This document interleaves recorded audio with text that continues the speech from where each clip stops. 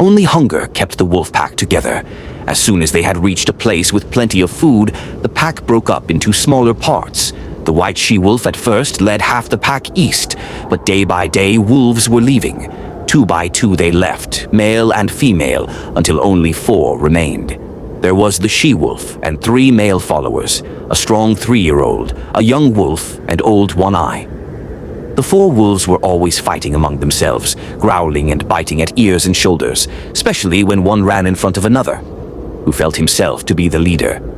The day came when the 3-year-old bit old One-Eye harder than usual, and One-Eye turned on his enemy.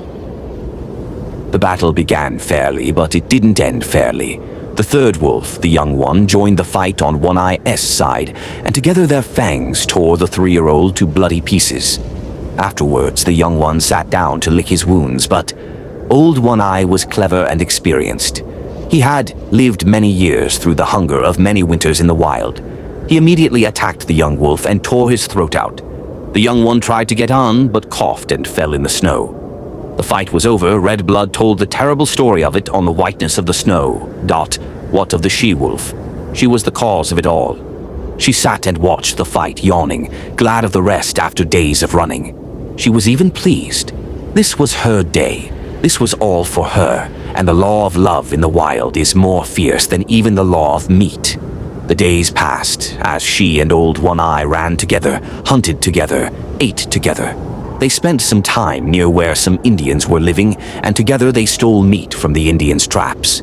The white she-wolf was good at this. She knew about traps. They left only because the Indians got to know of their presence and tried to kill them one day. The crack of a gun and a bullet tearing into the tree by their heads finally drove them away.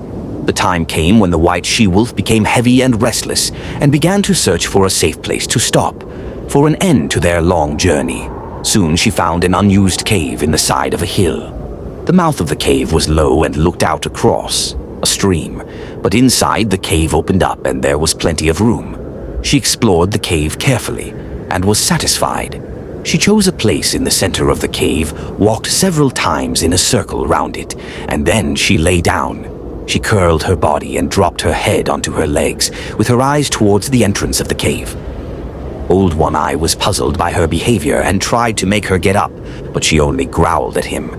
He lay at the entrance and listened to the sounds of spring, of water in movement now, not frozen, of birds and insects. He tried to sleep, but hunger at last drove him out to hunt. When he came back, he was met by strange noises from the cave. Inside, 5 newborn cubs were nursing from their mother, who warned him with a growl to keep his distance. Without being told, he knew what to do. He must find food to keep the mother strong and with a healthy quantity of milk for their cubs. This was not only instinct.